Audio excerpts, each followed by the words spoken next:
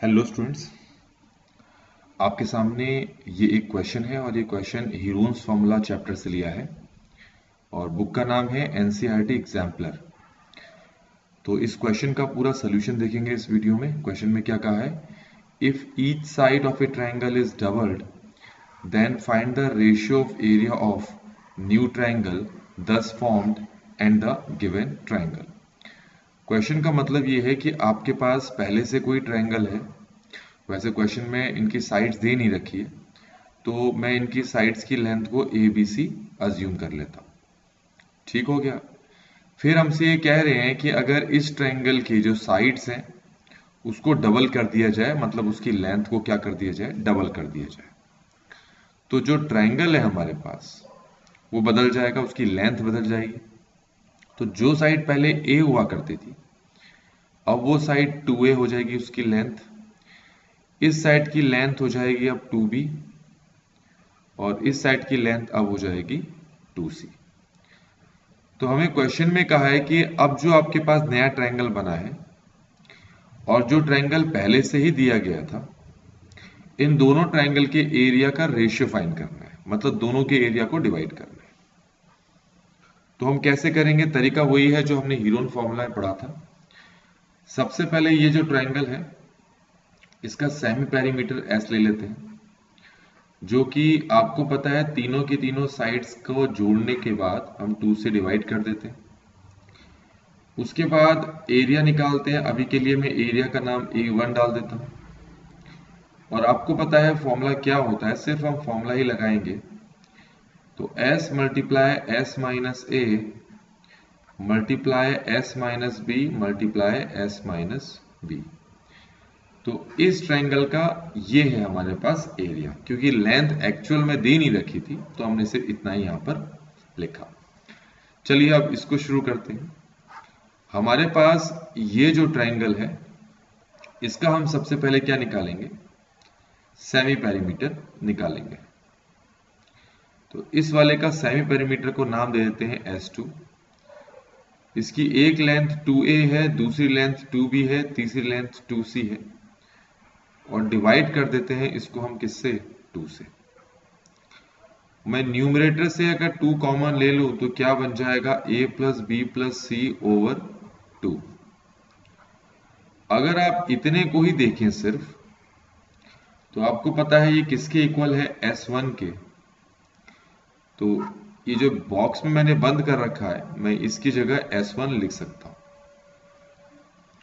तो ये जो S2 है ये इस ट्रायंगल का क्या है, सेमी पेरीमीटर। तो अब हमारे पास जो दूसरा ट्रायंगल है इसका एरिया निकाल लेते हैं। तो इसका एरिया A2 ले लेते हैं, हम नाम बदल दिया हमने अभी के लिए। तो फॉर्मूला वही होता है जो ये यहां पर लगाया है, ऐसा ही फॉर्मूला लगाना है, पर बस नाम इस बार आपका S2 है।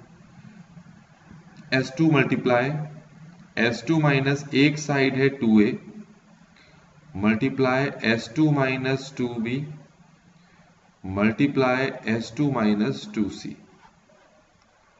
अब हम क्या करेंगे, यहां पर जो S2 है उसकी ओरिजिनल वैल्यू को पुट कर देते हैं, तो देखते हैं क्या बनता है। सबसे पहले ये जो S2 है इसकी जगह हमारे पास आ जाएगा 2S1, इसकी जगह आ जाएगा 2S1 और बाकी ये ऐसे ही कॉपी हो जाएगा माइनस 2a। इसकी जगह हो जाएगा 2S1 और बाकी ये ऐसे ही कॉपी हो जाएगा माइनस 2b। ऐसे ही इस S2 की जगह भी हो जाएगा 2S1 और इसकी जगह हो जाएगा, ये ऐसे ही रहेगा। अब हमें क्या करना है, ये 2S1 तो मैंने ऐसे ही लिख दिया। इन दोनों में से 2 कॉमन निकाल लो और अंदर बचा S1 माइनस a। यहां से भी 2 कॉमन निकाल दो तो ये बचा S1 माइनस b। यहां से भी 2 कॉमन निकाल दो तो S1 माइनस c बचा। तो अब आप ये देख सकते हैं कि ये भी 2 है, ये भी 2, ये 2, ये 2, तो ये हो जाएगा 16। और क्या बचा मैं उसको लिख देता हूं। हमारे पास बचा S1 multiply S1 minus a multiply S1 minus b multiply S1 minus c। अभी जो 16 आपको दिखाई दे रहा है इसका मैं स्क्वायर रूट निकाल लूं तो मुझे 4 बाहर मिल जाता है और अंदर मुझे मिलता है S1 multiply S1 minus A multiply S1 minus B multiply S1 minus C. तो इस तरीके से मुझे सेकंड वाले ट्रायंगल का एरिया मिल चुका है। तो अब अगर क्वेश्चन में आपसे क्या फाइंड करने के लिए कहा था, जो मैं स्टार्टिंग में बता चुका था कि जो नया ट्रायंगल हमें दिया गया था उसका एरिया ओवर पुराने वाले ट्रायंगल का जो एरिया है उन दोनों को डिवाइड करना था।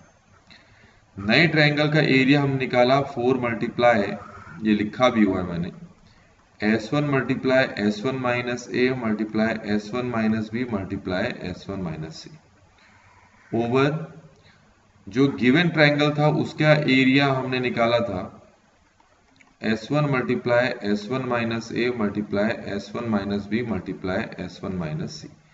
अब ये दोनों सेम है तो ये कैंसिल हो जाएंगे, तो हमारे पास न्यूमरेटर में बचा 4 और नीचे क्या बचा, 1 बचा। तो इस तरीके से हमने बच्चों A2:A1 किसके इक्वल निकाल लिया, 4:1। तो हमें इस तरह से ये रेशियो फाइंड करना था इस क्वेश्चन, और इस तरीके से इस क्वेश्चन का सॉल्यूशन भी कंप्लीट होता है।